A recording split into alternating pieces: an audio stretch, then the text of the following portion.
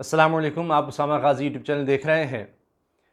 ख़बर ये है कि जो मुल्क सबसे पहले तालिबान की हुकूमत को तस्लीम करने जा रहा है, तालिबान को मानने जा रहा है, वो चीन है। और आप देखिए कि किस तरह के बयानात चीन की तरफ से आ रहे हैं, उसी से अंदाज़ा हो जाएगा। पाकिस्तान की तरफ से पहले ही कहा जा चुका है कि पाकिस्तान को कोई जल्दी नहीं है और पाकिस्तान जो भी फैसला करेगा वो दीगर ममालिक, ख़ित्ते के ममालिक को साथ मिलाकर करेगा।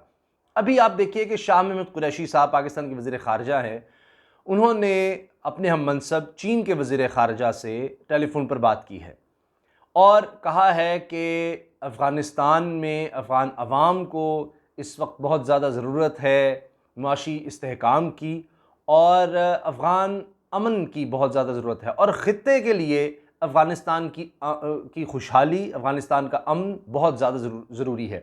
तो अब इस लिहाज से अगर आप देखें तो इससे वाज़ेह हो रहा है कि पाकिस्तान और चीन के दरमियान यही बात चल रही है कि किस तरह से अफ़गानिस्तान के अंदर इस्तेहकाम लेकर आना है और यही चीन और पाकिस्तान के हक़ में बेहतर है। अब चीन भी हमसाया है अफ़गानिस्तान का, कोई 76 किलोमीटर की सरहद है, बहुत ज़्यादा नहीं लेकिन बहरहाल, तो लिहाजा चीन भी चाहता है कि अफ़गानिस्तान में अमन हो और चीन के हालिया बयानात बड़े ही अहम हैं। एक तो आप ये देखिए कि चीन की तरफ से, उनकी वज़ारत ख़ारजा की तरफ से कहा गया है कि तालिबान के साथ दोस्ताना ताल्लुकात कायम करने के लिए तैयार हैं, ये चीन का कहना है। तो चीन जब ये कह रहा है वाज़े तौर पर, मतलब कि कोई ढके छुपे लफ्ज़ तो है नहीं, ये मेरे पास मौजूद है पूरी ख़बर, कि तालिबान के साथ दोस्ताना ताल्लुकात कायम करने के लिए तैयार हैं और इसमें चीन ये कह रहा है कि पायदार अमन और लोगों की खुशहाली, इसके लिए हमने ये देखना है कि जो तालिबान कह रहे हैं कि जिस तरह वो इंसानी हुकूक का ख्याल रखेंगे और सबको, सबसे अहम बात जो चीन की तरफ से कही जा रही है कि सबको साथ लेकर चलेंगे, तो इस लिहाज से चीन बड़ा पुरुमीद है। फिर यह भी कहा जा रहा है चीन की तरफ से कि अफ़गान तालिबान ये कहते हैं कि चीन बहुत अहम रोल प्ले कर सकता है अफ़गानिस्तान की तामीर नौ के लिए, अफ़गानिस्तान की तरक्की के लिए। तो ये तालिबान की, इसका मतलब है डिमांड, तालिबान भी ये सोच रहे हैं कि चीन अफ़गानिस्तान में इन्वेस्टमेंट करे और चीन वो मुल्क है जो ये काम कर सकता है और चीन ने भी हामी भर ली है कि वो अफ़गानिस्तान में तामीर नौ करेगा। तो ये जो ख़बर है इससे बहुत वाज़ेह हो रहा है कि चीन क्या करने जा रहा है। अगर इससे भी अगर आपको ये यकीन नहीं आता कि चीन पहला मुल्क वो बन रहा है जो अफ़गान तालिबान की हुकूमत को तस्लीम करेगा, तो फिर ये सुनिए कि चीन के सदर शी जिनपिंग ने राबता किया है ईरानी सदर से और उन्होंने भी अफ़गानिस्तान की सूरत हाल पर बात की है कि किस तरह से हमने यहाँ पर बेहतरी लेकर आनी, हम क्या किरदार अदा कर सकते हैं। और शाह महमूद कुरैशी साहब ने मीडिया से बात करते हुए कहा है कि अगर अवामी हिमायत हासिल ना होती, अफ़गान तालिबान को अगर अवामी हिमायत हासिल ना होती, तो इस तरह से वो एक गोली चलाए बगैर भी कैसे कंट्रोल हासिल कर लेते। और अब तो जो अशरफ गनी के बहुत ज़्यादा हामी थे साबिक अफ़गान सदर के, वो भी उसको गद्दार कह रहे हैं, बुज़दिल कह रहे हैं, भगोड़ा कह रहे हैं। हत्ता कि ताजिकिस्तान में जो अफ़गानिस्तान की एम्बेसी है वहाँ पर तो अशरफ गनी की तस्वीर हटाकर अमरुल्लाह सालेह जो नायब सदर था और वो कहता जी सदर मैं हूँ, उसकी तस्वीर लगा दी है।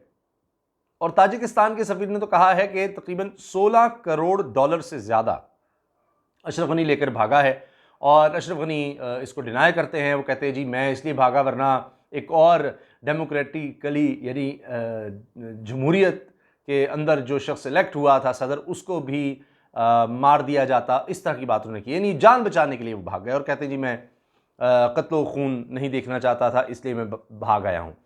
बहरहाल आप ये देखिए एक और चीज़ कि चीन किस तरह से अब पूरी तरह अफ़गानिस्तान और अफ़गान तालिबान का साथ देने जा रहा है।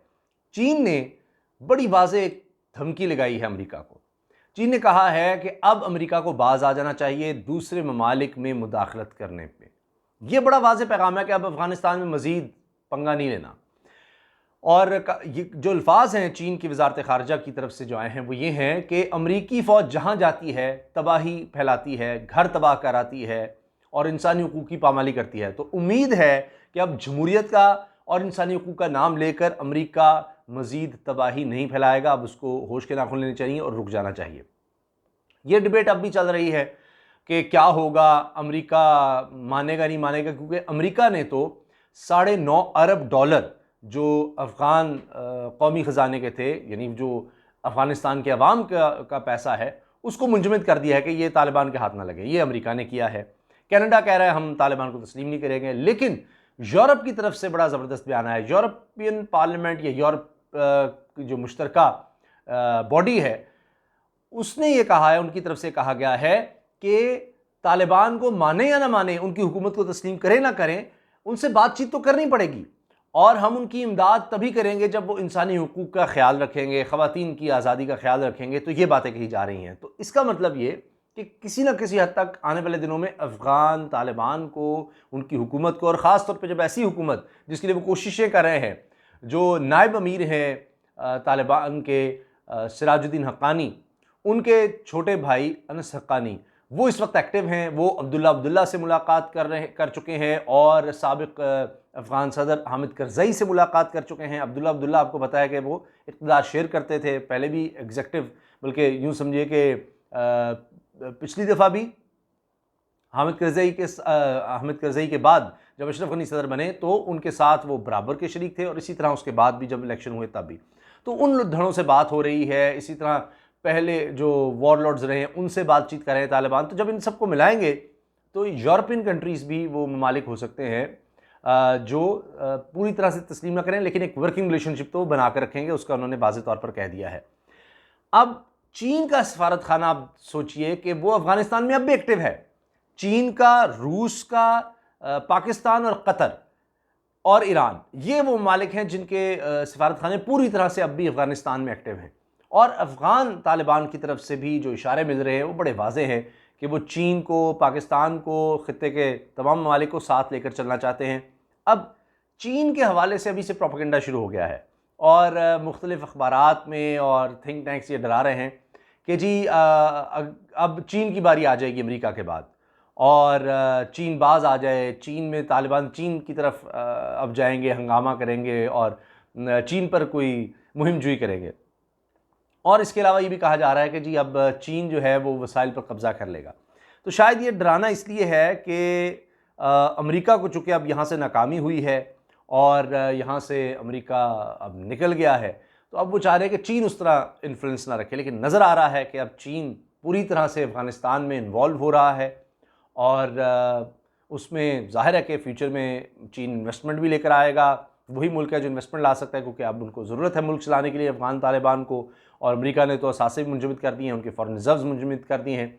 और इसमें कहा जाता है कि अफ़गानिस्तान में बहुत कुदरती वसाइल यानी मादनियात वगैरह हैं, तो उसको भी ज़ाहिर है कारामद बनाने के लिए या अफ़गान अवाम पर उसका फ़ायदा लाने के लिए तो कोई तो बाहर से कंपनी आएगी। तो चीन मुस्तकबिल में लगता है कि पूरी तरह से अफ़गान हुकूमत जो भी बनेगी उसका साथ देगा और पहला मुल्क चीन हो सकता है जो तस्लीम करेगा अफ़गान तालिबान की हुकूमत को। और इसके बाद यकीनन एक के बाद एक दीगर ममालिक भी सामने आएंगे। आखिर में शायद अमेरिका और यूरोप होंगे, जिस तरह कनाडा है। लेकिन पहले ख़ित्ते के ममालिक, हमसाय ममालिक साथ मिलेंगे अफ़गानिस्तान के, और ये एक बहुत बड़ी पेशरफ्त होगी। तो जनाब, चीन पूरी तरह से अब मैदान में आ चुका है और आने वाले दिनों में आप देखेंगे बेल्ट एंड रोड इनिशिएटिव को आगे अफ़गानिस्तान तक बढ़ाया जाएगा जब कुछ और मज़ीद स्टेबिलिटी आ जाएगी। तो जनाब, अब चीन जो सुपर पावर का स्टेटस अमेरिका से छीन चुका है, अब वो उसका अमली मुज़ाहरा भी करने जा रहा है। अल्लाह हाफ़िज़।